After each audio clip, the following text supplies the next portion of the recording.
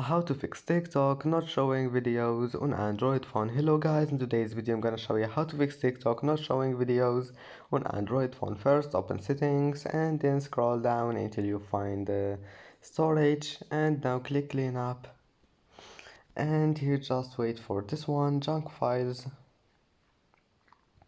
and then click here junk files or cache, click on it and click delete.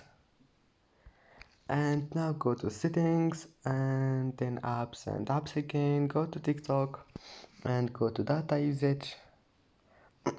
And here we'll find mobile data and Wi-Fi and background data. Enable all of those here, and then go to permissions, enable all of those here, and then just click for stop and go try again, and your problem must be fixed. And that's it for today's video. Don't forget like, and see you in the next video.